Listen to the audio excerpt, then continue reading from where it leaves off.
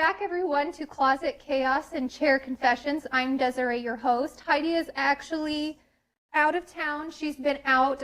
She's been traveling, like you're surprised, to the Dominican, and then she's in Texas currently. So that's why you haven't had a couple of new releases from us on our podcast, but she's eager to get back in here and start recording.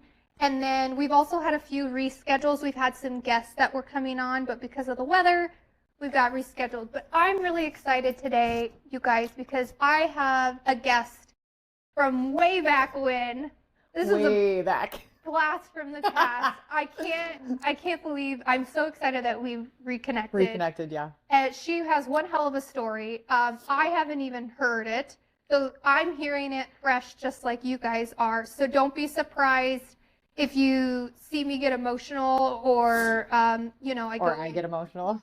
Yeah, or Annie gets emotional because I want to introduce her too properly. Her name is Annie. I knew her as Annie Pendergrass back in the day, but it's Annie Berkey now, right? Yes. And she is married. You have, what, 3 kids? I have 4 kids. 4 kids. Yeah, I have a 21-year-old. I have an 11-year-old. I have a 9-year-old and a 6-year-old. Oh my gosh. Yeah. See, you guys, like, this is how long it's been since our moms were friends. We danced together. We went to school Home together. interiors. Oh, like, just all the things, like, are flooding back. And I Nostalgic. Say this, yes. I'm so excited, you guys, if you can't feel it through the camera. So we're just going to dive into it because I've got her scheduled for 2 podcasts because I know it's going to take that much to deep dive into it. But I want to start off by having you tell us who Annie is today. Who are you? I know you're a mom. Yes. Who am I today? Have evolved through so many versions of myself since you and I have lived life together so closely. But the person that I am today, I'm a mother who is extremely involved with my children. I am an ex-addict I've got almost 21 years sober. Congratulations. Off methamphetamine. I am married to an awesome man who knows how to bob and weave with who I am.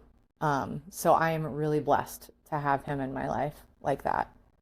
I have a cleaning business that I have done for the last 20 years. Coming out of the addiction, I didn't have the educational piece that I so desperately wanted to be a part of, but God has a way of still making good things happen after so many hard things. Yeah.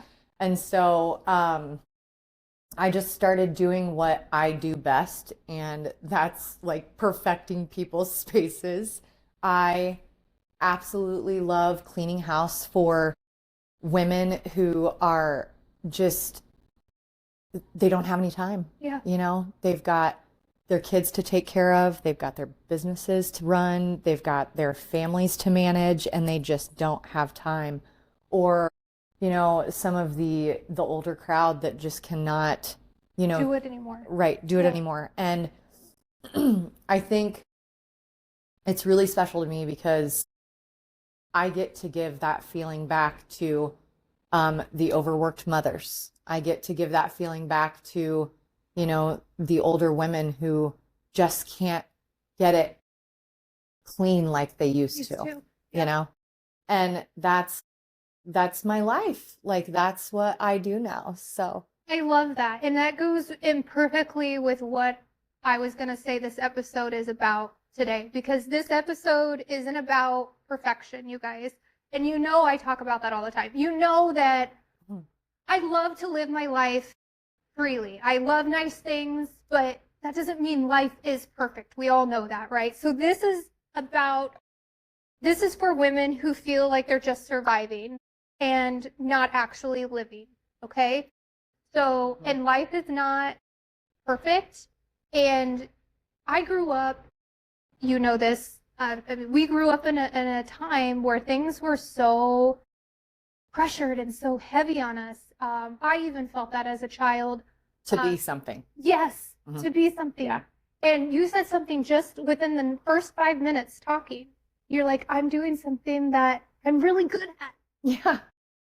I'm really good at cleaning houses. I'm really good at helping other women because they don't have the time. I think that's wonderful. Yeah. And like for the longest time, I looked down on myself because I was cleaning toilets Yeah. and I was cleaning floors. But the feeling that you give back to people doesn't have anything to do with that. And Ooh. so it kind of morphed into this job that I looked at like it was like a base level job to no, like you're doing something that you absolutely, how many people can say that nowadays? Not very many, and that's why they're miserable. And okay, and then some of them like spend thousands on an education that they don't end up being in or being a part of. And then they go to these, trade jobs, or I've just rocked that as long as I possibly could. So I had a transition to a few years back, getting back into hair full time, and I said the same thing to myself, like, why be a hairdresser? Like, you're in the corporate world, you're making over six figures. Like, why take a step backwards? Oh, because I'm miserable and unhappy. Yeah. And I want to be happy again. Yep. And so I think that's wonderful, and I think that kind of segues into kind of your history and how you got to where you are now. Yeah. So give me a little bit of a lowdown and start wherever you feel comfortable as far as kind of where everything kind of started for you as a change in your life. And then we can kind of just work from there. Okay. So I've had lots of changes, lots of transitions. It hasn't just been a couple, it's been one after another. And I think where everything started for me was, I look at pictures of myself when I was a young girl, and I am a beautiful young girl. Yes, you were. Yes, you are. And I'm getting emotional because at a very, very young age, I had a family member sexually abuse me for 8 years. How old were you when it started? I was 4 years old. Oh my God, Annie. It was my first memory. And this happened in the 80s and 90s. Back in the 80s and 90s, people weren't recognizing sexual abuse. They didn't have the infrastructure to handle any type of child coming to them and saying, "Hey, this is happening to me." They had nothing, no tools in the toolbox. No adult did, really. No, because we didn't talk about anything. No. If you had something, you dealt with it. You didn't go to therapy. Right. You just shut your mouth and went on. Yes, and you absorbed it. Yes. And a lot of the things that are stressful in my life today are tied to everything that I absorbed and stored in my muscles and my bones for years, And in my 20s, I didn't think anything about this. You don't think about 40 when you're 20. No, you don't. You just think that's old and you're not going to get there. Right. And you don't your mind can't even fathom the sand pits that you sometimes get stuck in. Right. And then your 30s comes. And, for me, I had 3 children at that point in time. And a lot of the things that I struggled with when I was a young girl, because of what happened to me, it rewired me. Mm-hmm. And well, it's good. Yes, it rewired me in a way where I had so much shame on myself. And it wasn't something that I could let go of. I always explained it as it always had a hold of me, you know? And that's kind of how I went through life, was this thing resting on my back, this shame resting on my back, knowing that I was holding all of this ick on the inside of me. Did you feel, and I'm asking this kind of uneducated, really, because I've not had something like that happen to me. Mm-hmm. I've heard other people who have experienced that say that it was shameful for them. What about it made you feel shameful? Because you didn't do anything wrong. I know. I had been, I don't want to use the word punished, but I had a family member walk in on the situation, and I'm the one that got disciplined. Okay. At a young age. And that stuck with me. Okay. Yeah. And that's where things changed for me. And I was like, this is my fault. It wasn't my fault. You couldn't comprehend that because you were little girl. Just 4 years old, right? Yeah. So, oh God, like, I'm living with this. And like I said, no one had the tools to hold it with me. Mm-hmm. So I held it by myself all my life up until 4 years ago when I started going to therapy. And that situation was incredible. Like, I went to therapy like ready and wanting desperately to not feel the way that I was feeling, right? Mm-hmm. To heal.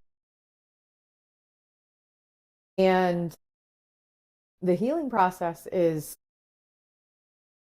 a process that I would do over again, but there are things to the healing process that I don't think people understand. So with the healing process, you can't go back in time in a space machine and change things. Yeah. You just can't do that. And so throughout this healing process, like, there were things that I realized while healing that I didn't know before, and those are the things that set me free. Mm-hmm. Like, knowing that that wasn't my fault. Yeah. And finally, like, being able to let that land. And acknowledge that. And it's almost like things start clacking into place. Yeah. Mm-hmm. And when that happens, you think, oh my God, I'm going to feel so much better. But now you're more aware. Yes. Of the fuckery that took place, not only with the person that did this to you, but like your whole ecosystem. Mm-hmm. Right? And I call this systematic denial. And that also rewires you. The desperation of wanting to be able to go to an adult in your life, so like teachers, parents, family members, whatever, and just the door just being closed over and over and over again because no one had the ability to hold it with me, and that rewired me too, and it made me like shy to be a human in my own skin. So let me ask and let me clarify. So you did try and say something to some people? Many times. Like, there were times I have a memory of, it was in the second grade, and I have a memory, this came up in therapy, of I undressed myself in class and stood up on a table. And I remember my teacher grabbing my hand and helping me down off the table, and that was the end of the memory. But how was that never addressed? I feel like it was never addressed. Like, I have the memory, but... How old were you at this time, would you say? Second grade, so like 7 years old. So you were acting out, and people weren't picking up on it. Nope. Even. Nothing. And like odd behaviors, like trying too hard. Yeah. Trying too hard in social circles when I had no business trying too hard. But it was this mentality in my head that I was the outsider. And I'll never be on the inside, ever. And to be honest with you, there's still to this day, I wrestle with that. And so it is a constant reminder. I have to remind myself, you're loved. You're not shameful. You're beautiful. You've got talent. You do. You can help people. You can be there for people, So it's been a large process of recovery. I would say so. I mean, I can't imagine, but I hope that there are some people listening to this that can get some major assistance and relate to this. Unfortunately, I hope you don't have to relate to this, but I know on some level we all can relate to this, because I would say the same thing. I have always looked up to you, Annie, and I know I said this to you a few weeks back when we were together with our moms, and I always thought you were the most beautiful girl in the room. Always. I always wanted to be you. And to hear this, that you've struggled with this your whole life, like, it makes me so sad for you, because you don't see how, like, you didn't see. I know you're struggling with it still. I struggle with it too. Mm-hmm. And that's why it's so hard for me to see others like yourself, like, not know how beautiful you are, how worthy you are, how amazing you are. Yeah.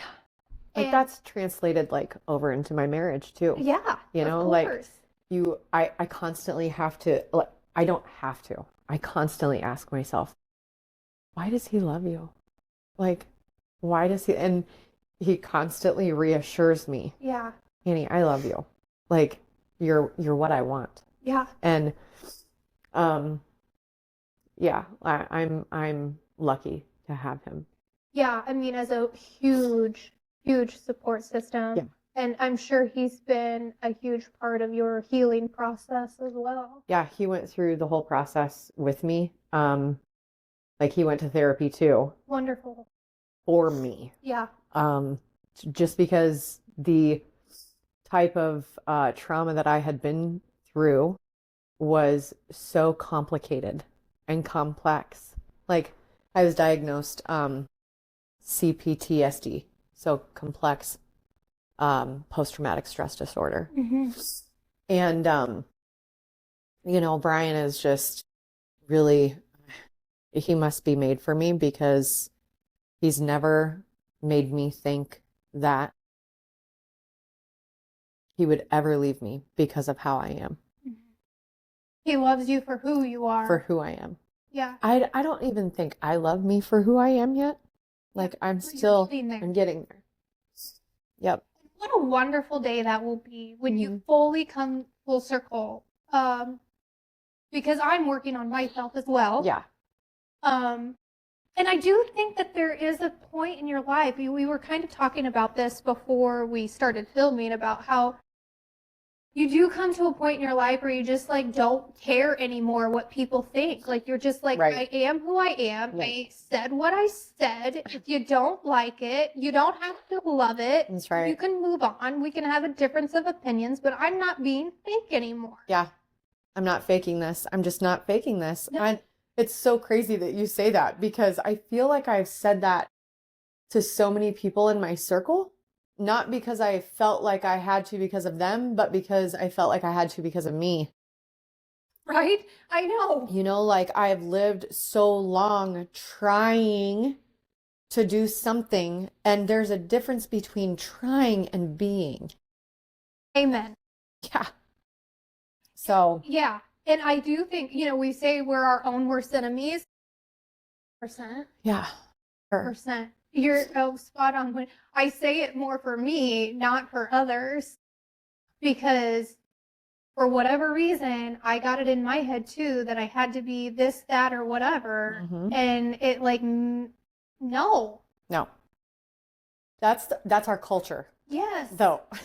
Like, that is our culture, and the natural flow of culture, right? Mm-hmm. That we all swim in, and we all have to find our place, Yeah. right? And it just gets confusing at some point in time, and we have to figure it out. We Yeah. just have to figure it out. Yeah.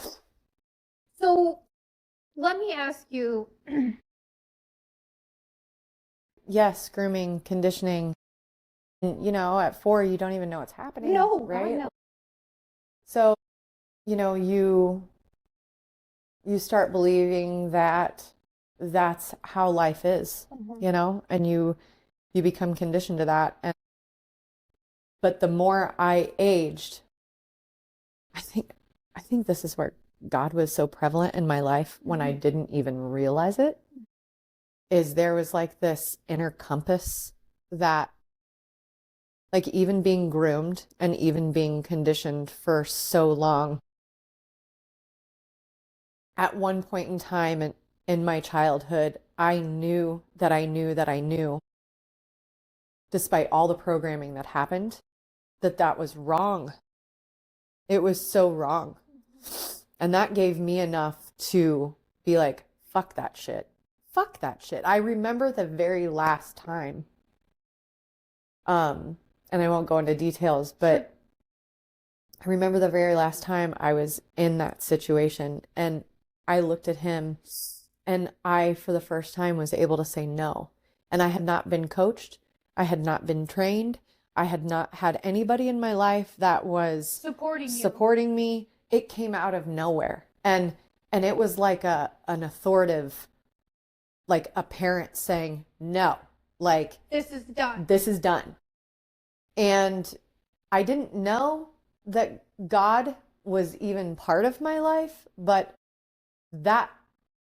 and there's other moments that I've experienced where I know that it's God, and it felt like that back then. Yeah. How old were you? I was 12. 12. Okay, so from 4 to 12, and then 12 was where you were like, no, nope. I'm done. Yep. And that was it. And that person was 10 years older than me, so that person was 22 years old with child. So they knew better. Yeah, of course they did. Yeah. So then when did you start getting into addiction? Were you that young, or did you get into it later on? I found I veered off the path that all my peers were on, because I just wasn't feeling accepted in those circles. I mean, let's rewind back to Orient. Okay. So I was in a behavior disorder room. I don't know if you remember that. I just remember you being there. Yeah. I don't remember it was a behavior. Yeah. So I was considered high risk in school. I came out of Creston School. I didn't get to go to prom. I actually experienced prom one time on accident in Diagonal. Somebody had a hairpiece and a dress, and I went with a boyfriend, and I got to experience prom then, thank God, But, at least you got to experience it. Yeah, that was pretty awesome. But the schools were not giving me an inch. Yeah. Because I think they saw what I was struggling with. They just didn't know how to fix it. Yeah, they didn't know what to do with you. Right. And so, I mean, I've always been bold. I've always been a freight train. And most of that comes from people not understanding what I've been through. So I trust myself. Yeah. I don't trust anybody. I trust myself. Yeah. And that's where that freight train came from. Yeah. But with that, I've always had a really strong sense of survival. I've never been the person that's like, oh, this is mowing me over. I've never been, I'm not a fighter, but I fight hard. Yeah, you're a go-getter. Yeah, for sure. That's what my husband dubbed me as, and it made so much sense when I heard it. I detoured away from my peers because I wasn't getting the connections that I needed at the time. And so I went to a crowd that was hurting as much as I was. Mm-hmm. And I found solace there. Well, because you were understood. Yeah. Yeah. Especially with, adding the drugs into it, the hard drugs. Like I started when I was 14 and it quickly escalated to needle usage. It was an 8-year addiction. 14, 15, 16, 17, 18, 19, 20, 21. Yeah. Well, 7-year addiction. And it was intense while it lasted because of, all the pain that I was harboring and stuff. I have been arrested, I've been beat, I have beat. I have been in some very unfortunately promiscuous situations for survival, and just having that be so part of my personality, like weaved into my personality, unfortunately, at that time. But I remember always wanting to be this person. Like, it was so crazy. Like, even though I was hiding this needle addiction, I still Wanted to be this. wanted to be this. Yeah. And I could carry myself like this, but I couldn't maintain it. Mm-hmm. Right? Yeah. And so I think people have always been able to see my potential, but I could never fully embody that because of the things that I hadn't metabolized yet. Right. Well, emotionally. And what you said you were holding on to. Yeah. What you were having to deal with. And yeah. like I said, coping, I would assume, to numb some of that. Yeah. How does that work? I've never done that. I've done pot, and I love my marijuana. Mm-hmm. But I've never tried any other drugs in my life. Yeah. And I'm asking, again, uneducated, what is it like to be addicted to meth, I guess, or a drug of that high caliber? I haven't been asked this question for a really, really long time. Meth for me was, it fixed how I felt about myself because it was a stimulant for me personally. Well, it's a stimulant for everyone, but how it affected me personally was I could sing on it. I could write poetry on it. I could have at-length conversations without having those chains on me of you're not good. The meth, for some reason, just overrode all of that and was like Superwoman. Well, then I can see why it was. I can see why it was so addictive. But it was killing me at the same time. Yeah. And in fact, the ending of that was really, really, I about died. I was in Osceola and I was running around with a group of people that, we were right on the verge of getting arrested constantly, and I had ran into 2 women who just poured themselves into me, taught me how to pray, gave me a place to live.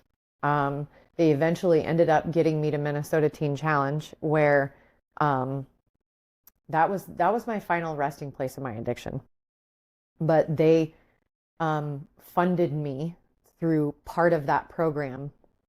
So they were invested in my recovery. And again, there's God showing up in my timeline again, like bringing me support that I've needed my whole entire life. And I call them my angels. And they fought for me when I couldn't fight for myself. And you needed that your whole fucking life. Oh God, you nailed it. Like, I felt like when they showed up, like they were babying me a little bit, but that wasn't like I wasn't babied per se. I guess word I think the word that I should use, not babied, maybe listened to, considered, Yeah. right? But like in my world, if you considered somebody, like you were giving them, something that they didn't deserve. Nobody needs to spend time on that. Let's just move on. But I think that was that generation before us that, they didn't know how to hold things like that. So it's easier to sweep things under the rug because if you don't have the tools to deal with it, like you feel like a failure yourself, and I think everyone likes to get away from failure, right? Nobody loves it. It doesn't feel good. Right. You got to work through it. You got to work through it. And thank God that we live in a day and age where, we are doing that now. Yes. We are emotionally intelligent now. We are, oh Lord. Yeah, emotionally aware, emotionally just alive. And like, I am that borderline mom. I am that mom that, look, I've come from hard knocks, but I've also swung the pendulum clear the other way, and I've become emotionally literate, cognitive, aware. I probably know too much for my own good, but now that I know those things, like when my kids have situations happen, I'm like, all right, let's talk about it. Yeah. Let's break this baby down. Yeah. Because you're not going to carry it in with you to adulthood. It's not happening. So, that whole journey has really given me a ton of tools to be able to use with my kids. But back to Osceola. Yeah. They were nurturing you. They were nurturing me. I got this woman's house raided. And I had a bunch of people living with me, and we got caught with a lot of drugs.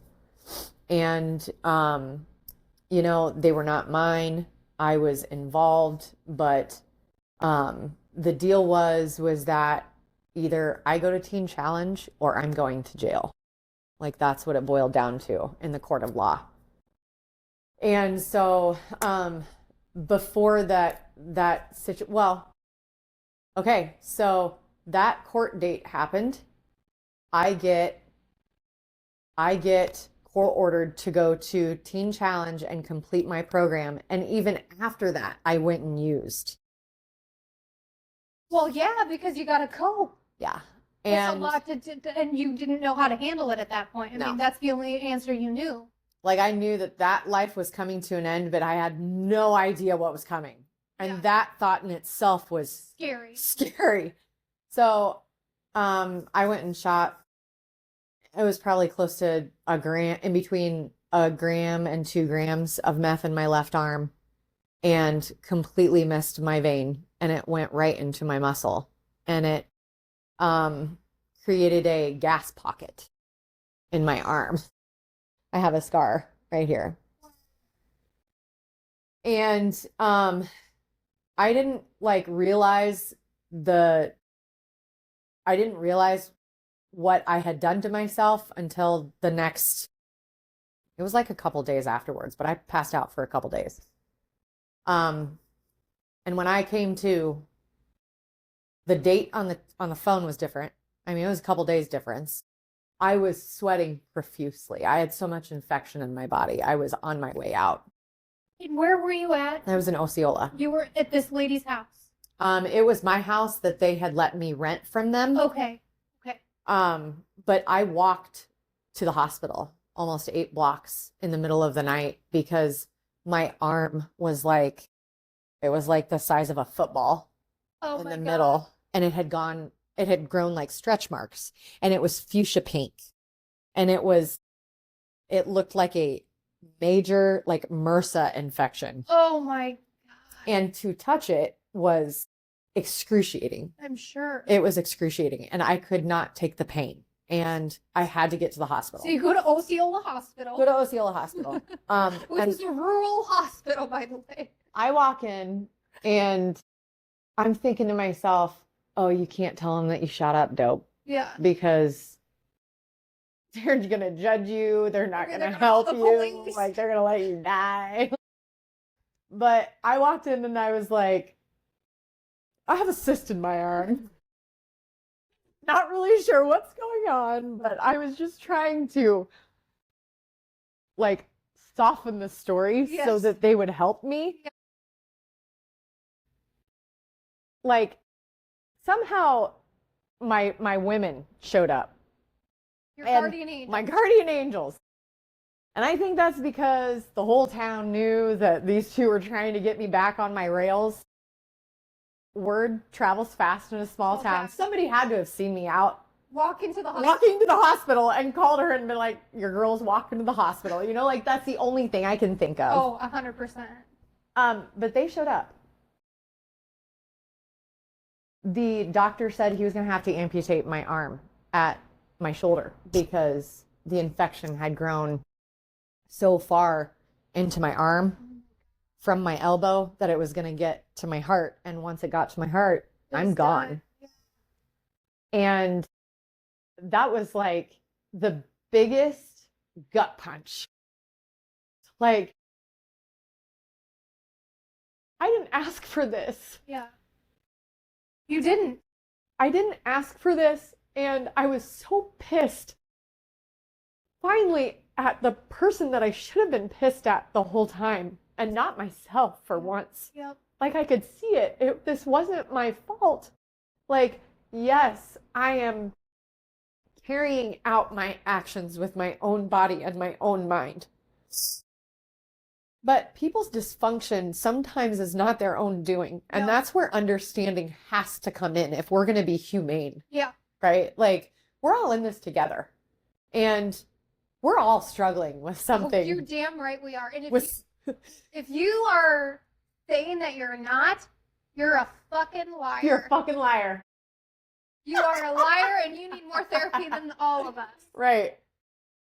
So, yeah, they showed up and this doctor is like, hey, we need to prep you for surgery. And like, shit is real. Like, it's so real. And they were scared that I was going to die. And I was scared that I was going to die. Oh, yeah. And there's like this moment before that happens, or you think that's going to happen, and you start getting things in order in your mind, right? Like you start just thinking about what's most important to you. It just all floods you. And I had my son at the time, Boston, and he was like, see, that was in 2006. Boston was 2 years old. And I thought to myself, man, how can I hold Boston if I don't have an arm? You know? Or how can I wear a wedding ring on my finger if I don't have a left hand? Because were you Right? married? No, No, not yet. no. Where was Boston at this time? So I lost Boston to his dad, to his father, and that was I'm not like I'm not shielding that anymore, but Boston was taken from me in a really conniving and unfair manner. Like when I was pregnant, I stopped using consciously.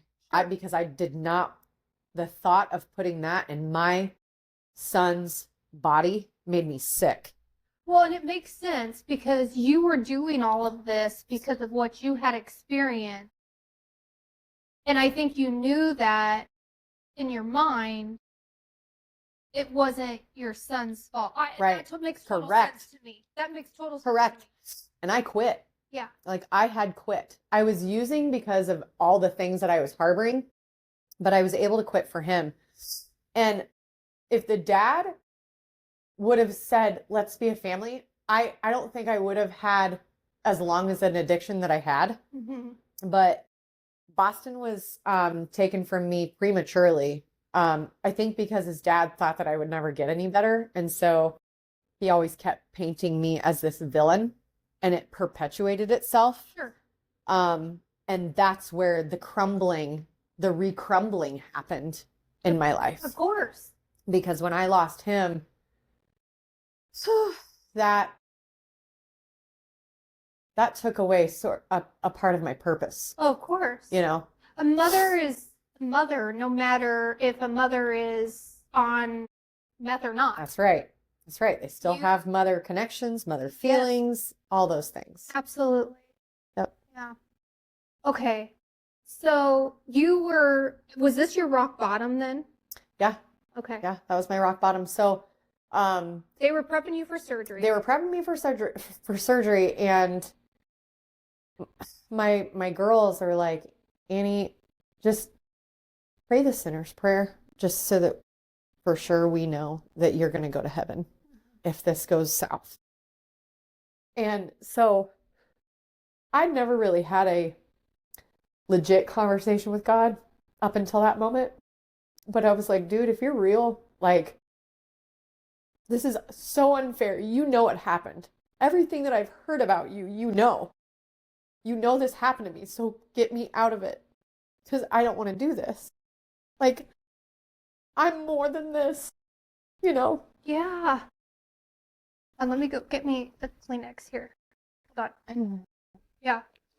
And it wasn't too long after that the doctor came back and he goes, you know, this is kind of crazy. He goes, there's two kinds of strep that you can get. There's a flesh-eating strep and there's a strep that you can get in your throat. And he said, you have the strep throat virus in your arm. So we're going to see if we can take care of this with Augmentin first. Oh my God. And I'm like, so what does that mean? And he goes, we're going to give you a really high-powered antibiotic to see if it'll kill the infection before we do anything else. And my arm erupted like a volcano. It was disgusting. It was so bad. It stunk. I was on morphine, so, like, I couldn't feel it, but I could see it. Yeah. And there was chunks of flesh, like muscle, coming out of my arm. Like, did it pop on its own, or did they have It erupted on its own. Oh my God. How did that hurt? I was on morphine. So like I could see it. But you couldn't feel it. But no, I could not feel any of it. In fact, I bet it hurt like a son of a bitch. Before was debilitating. Like just to touch the skin stung so bad. Oh, girl. So I walked out of the hospital 6 days later with 2 Band-Aids and an ace bandage wrap. And I didn't realize like how real God was until the end of the Teen Challenge process, but like I can see how he was taking the yarn in my life, like the fiber of your being, right? And weaving it in a certain way to get you back on track, you know? That scripture that says, for I know the plans that I have for you. I think it's Jeremiah. It's in Jeremiah 29:11. I'm not good at Bibles. I'm not addresses, but like that's true. That's true. It's my truth. Yeah, like I have narrowly escaped death a few times. Wow. Yeah. Wow. Went to treatment, got sober. That was after that whole the hospital experience. Yeah. Now, let me ask you, were your parents there at all during this hospital visit? Were they involved at this time? Were they not involved? So my mom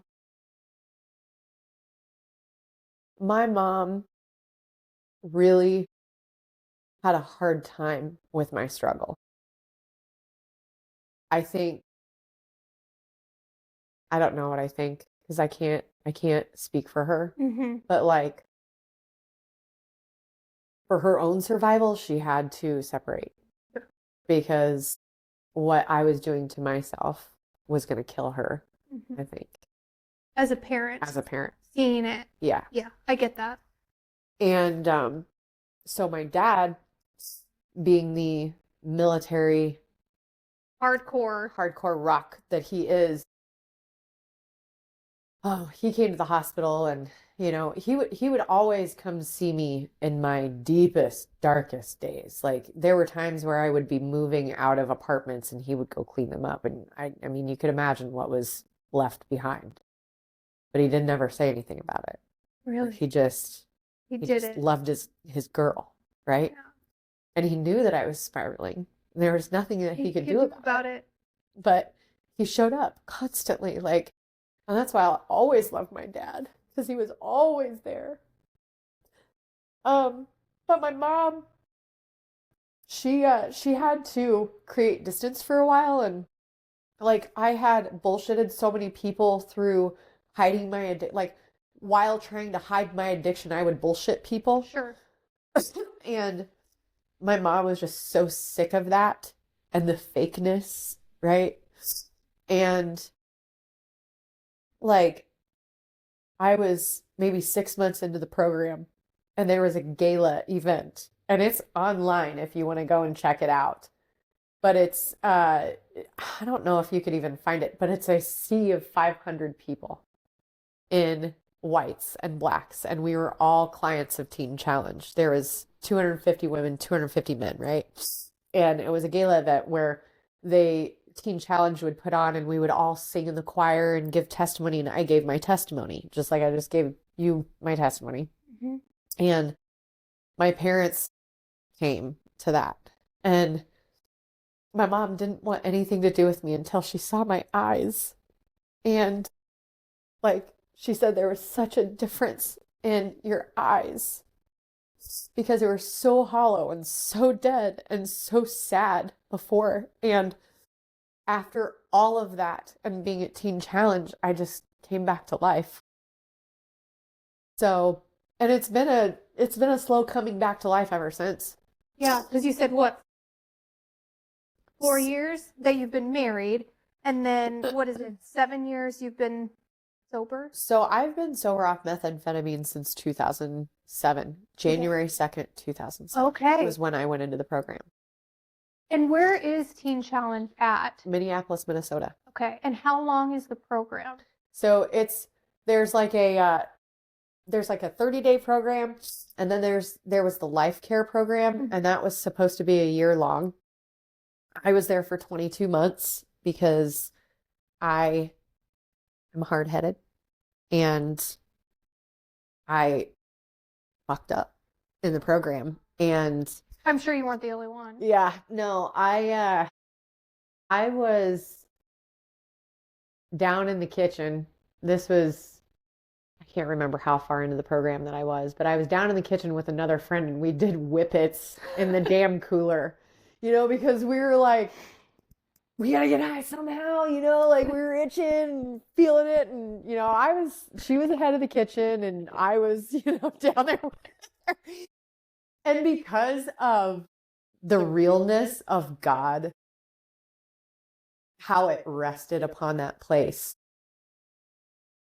it wasn't anything where somebody else told on you. I told on myself. Yeah. Because I was so scared that he saw that.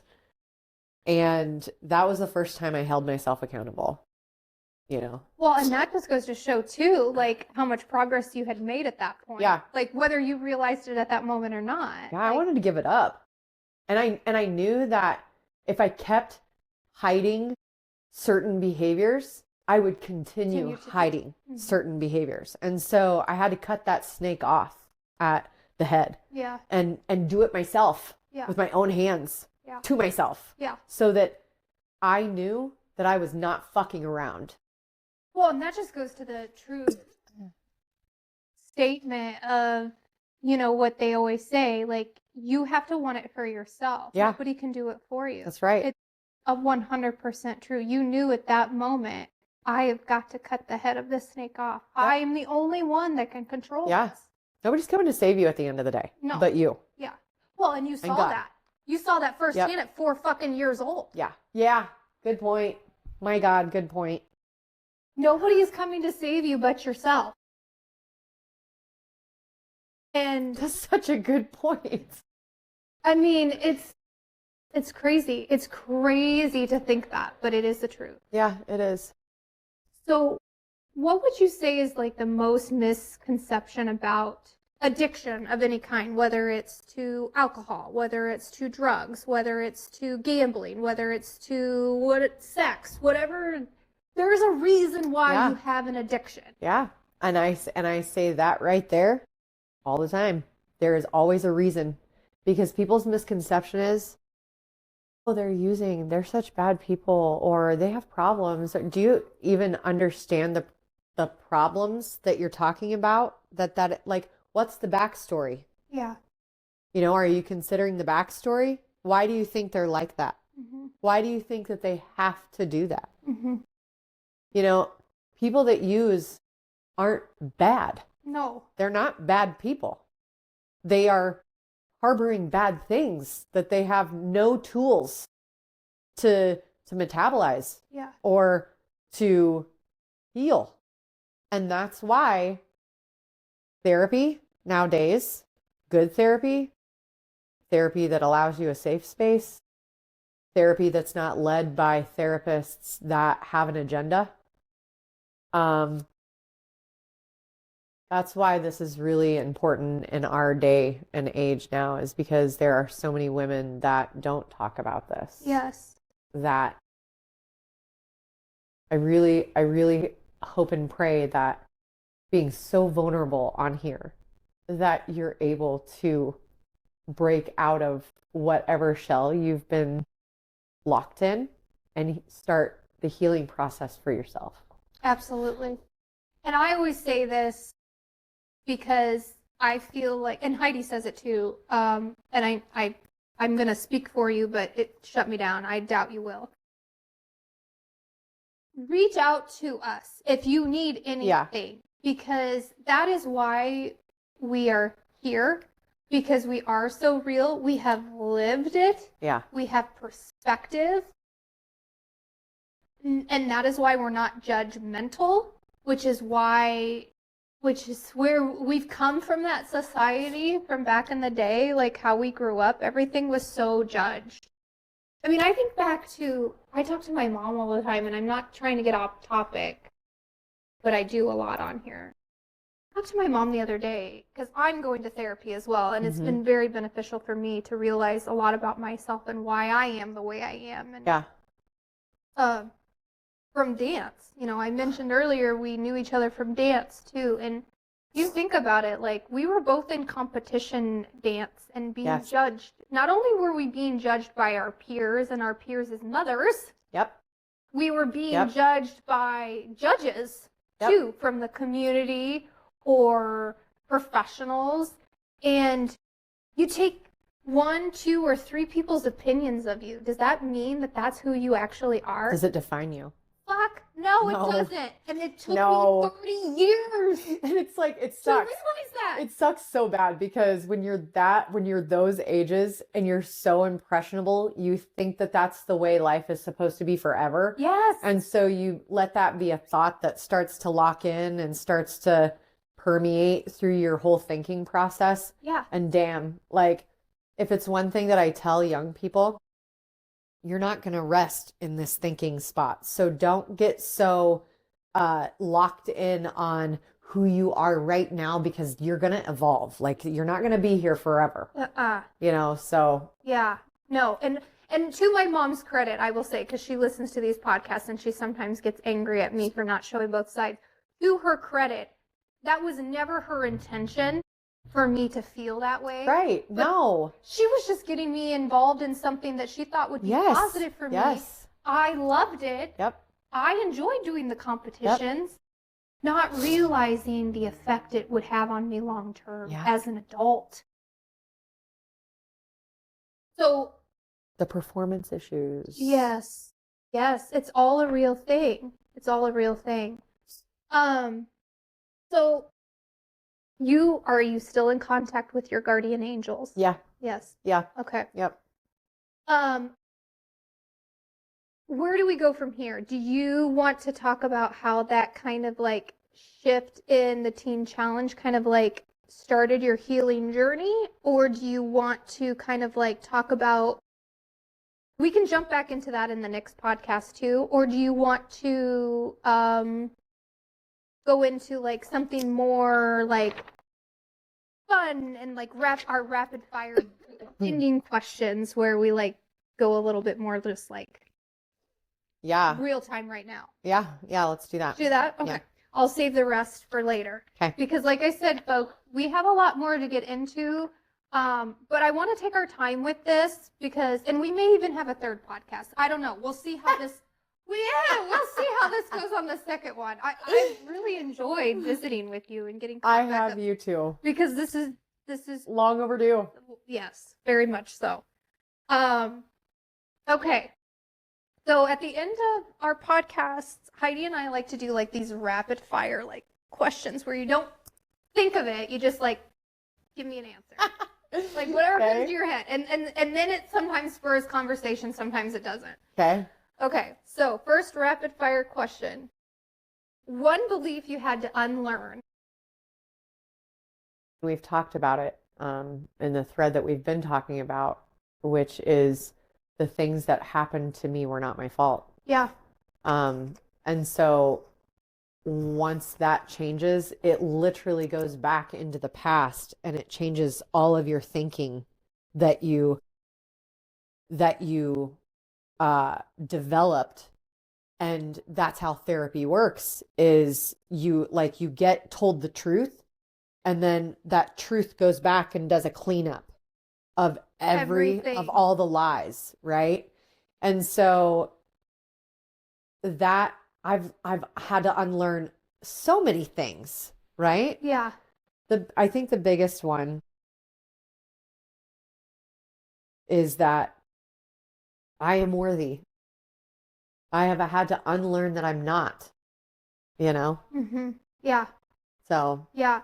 And I would say going through therapy myself and hitting different milestones within my therapy progress and learning more about myself, I would 100% agree with what you just said. Yeah. I feel that in my core too.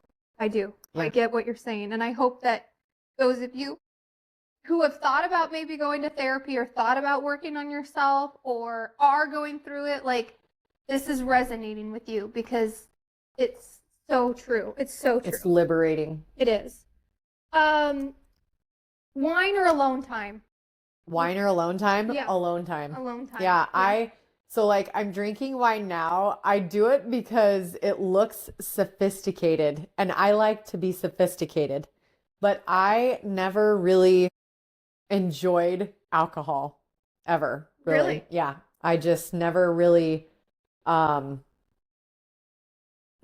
favored it. Yeah. So alone time, I'm totally there. Yeah. Yeah. Well, and I get that too. Being a mom, you probably don't get a whole lot of alone time. No. And I know one of them's older, but still you have three younger ones. And they are all attached to me, which is totally fine.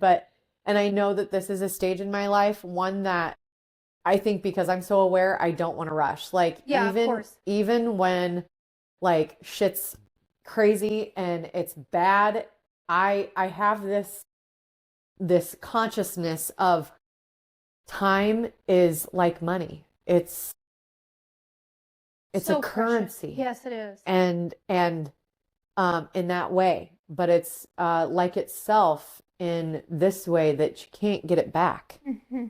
And so even when, I'm struggling nowadays, I don't ever want to wish my time away, mm-hmm. Mm-hmm. Even if it's hard.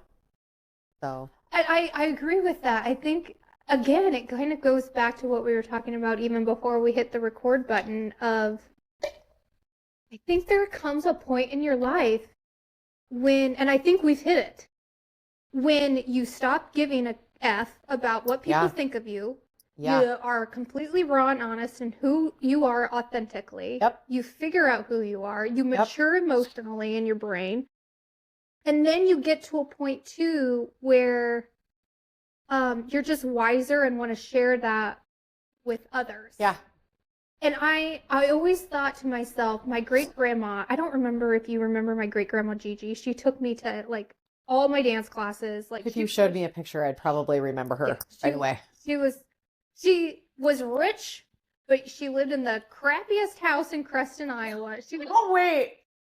She lived right around the corner from the dance studio. We'd walk. Okay. Oh my gosh. Yes. Did she do home interior with mom too? No. Did she ever get home interior for my mom? No, but my other grandma did. Okay, I have like memories, these memory clips of home interior days. So I wondered if that was one of the houses that probably was at one point. Yeah. Yeah, no, she was so wise, and I always thought to myself, God, I wish I could be like her at one point in my life. I think I'm never going to get quite where she was because she was a lot more, they grew up in the 30s and they were a lot more prim and proper, and they went through the Depression, and they, you know, but I do feel like we've hit that like milestone in our life where we feel like, okay, yes, we've went through some shit. Now we are wiser. Yeah. And now we can share our story and be more of who we really want to be. Yeah. And I get that. I don't know why that went along with alone time, but here we go. Like, who was there for our moms when they were going through this? No one. No one. Like, I want to be able to rewrite that. Yes. You know, I want to be able to share. Like, nobody sits you down and says, hey, shit's about to get real when you turn 40. Like, you're going to start fucking losing your hair. You're going to start having hot flashes. You're going to start being a bitch every day for no reason. Sometimes you're going to want to kill yourself, but it's only going to last for 2 days. Yeah. And that's it. Yeah. And then you're fine after that. Yeah. And then it starts all over again. And not to mention that you might want to try and kill someone else at the same time. Like literally. 2 for 1 special. Yeah. And then you go around the corner and you're all happy, and next time you're like, you're so sweet. Look at this. Yeah. Nobody told our parents that. Nobody did. Nobody, and they just suffered through it. Like, we are writing the book on it now, so you're welcome. Yeah. Yes. Yes. Yes. So if you're experiencing weird shit like that, that's normal. We're all experiencing it with you. Yep. You're not alone. Yes. Okay. Something you're still healing. Something I'm still healing. I would say, my go-to emotion is anger. Mm-hmm. It was a protective cloak. Most of my life, I took on the persona of tough girl and grew that as a impenetrable shield. Like if somebody were to, you know, try and offend me, like it would offend me, but I had such a comeback mechanism, for that I was impenetrable. Mm-hmm. And so taking that down brick by brick is, it's like, it's really sad, you know, because it's like, okay, anger, you've served your purpose, and you've kept me alive this whole time. But you have to go now. Mm-hmm. Because it doesn't work with my kids. It doesn't work with my husband. It doesn't work with my relationships. It pushes me away from people.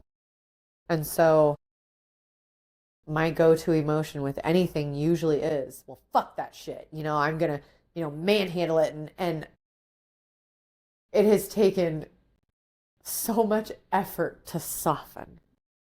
And I'm still softening and becoming, like I said in the beginning, there's a difference between doing and being. I know who I am, but becoming that and transforming into that and evolving into that now is an ongoing process. Wow, you just spoke my language right there. Wow. Yeah. Wow. Ah, that hit deep. That's so real. And that's exactly how I feel right now too. And if anybody that's on this process too, like if you're not here yet, I mean, obviously we've worked a lot to get to this point, and it is really hard. Like brick by brick, like what you said. Yeah. Because anger has served its purpose. and has gotten us through a lot. Yeah. Yeah. But there's a drive there. There is. There's a boss bitch there. Yeah. It's all wrapped up in that. Yeah. But why are we stressed? Why are we perpetually stressed?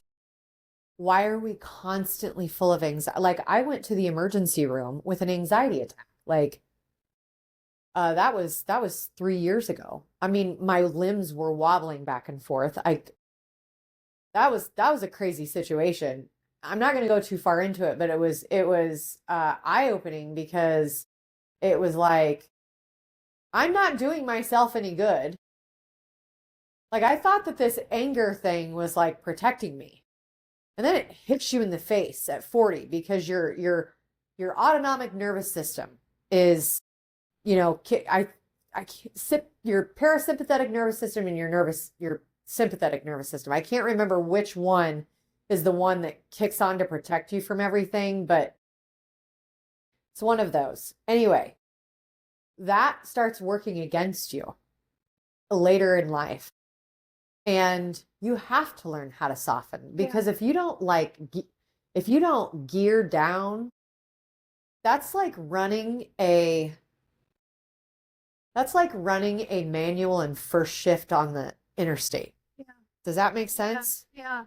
Like, you're running your engine at such an intense capacity, just getting through life, when really you need to put it in the right gear, slow down so that you can start to coast at the speed you need to coast at. What a great analogy. Yeah.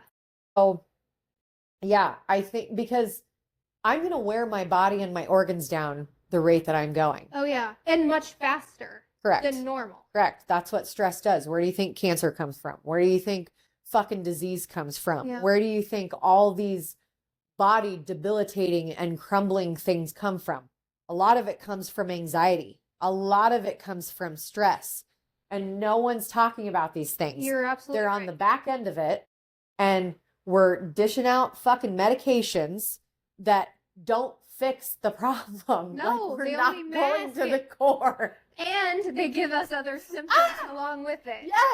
Yes. Like, the trade-off is like, okay, so I'm going to take this antidepressant, right? But I'm going to gain suicidal thoughts. I'm going to gain gut aches and shit myself. Like, but it's okay. It's okay. Because I'm going to be happy. Yeah. Right? Yeah. Because I just shit my pants. And as soon as the medication wears off, I'm a fucking mess again. But I'm not shitting my pants. But I'm not shitting my pants.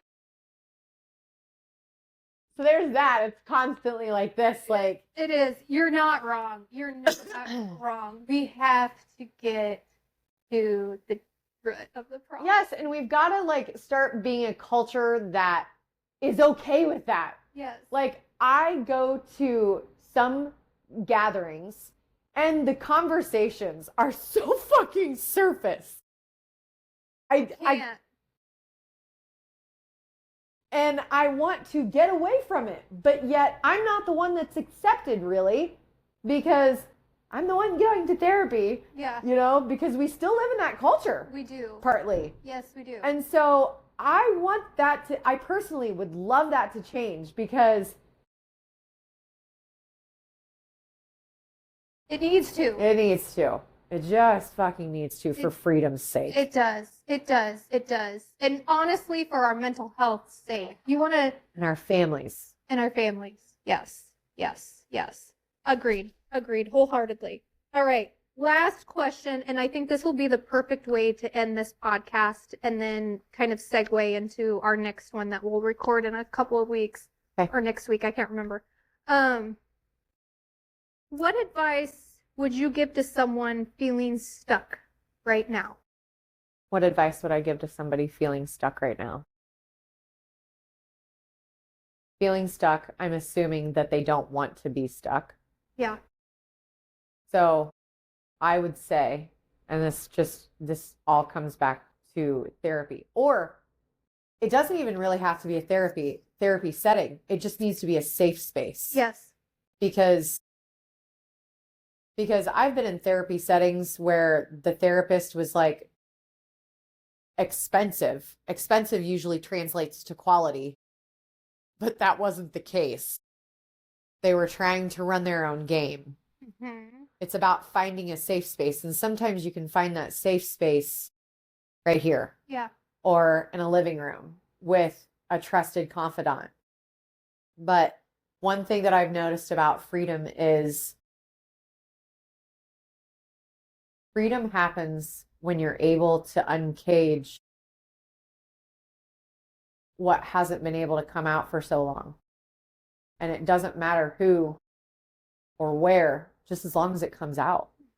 It didn't take someone with a PhD to hold all my pain for me to heal back in Teen Challenge. Like there's a lot of volunteers there. Let's go back to the cleaning thing. There are so many times where I have been scrubbing people's toilets or countertops or vacuuming homes, just bawling, knowing that I'm in a safe space, making someone happy, but also having the space to like get it off me and out of me. And I think that's the most important thing, is find someone who you can trust, where you can just get all your deepest, darkest secrets out. Because if you don't go to those lengths, you stay a prisoner. That is really great advice. Yeah. Well, like I said, she's going to be back in a week or two. We'll add on to what we talked about, because there's many layers to all of this. As with many things in our womanly lives, there's many layers to many things and reasons why we do what we do and how we grow and change as an adult. So again, like I said, life isn't perfect. You do not have to be perfect. We're not perfect. In fact, it's so much better when it's not, you guys. Yep. That's what got us stuck in the fucking first place. Yep. Is trying to be too much, too perfect, too everything. Too much pressure. Just be who you are. And we're all just trying to survive. So let's not survive. Let's thrive and be authentic and be ourselves. Yeah. Take that into the next week, you guys, and we'll see you next time. What she said. Thank you, Annie, so very much. Yeah. I can't wait for the next one. So, all right, guys. See you later.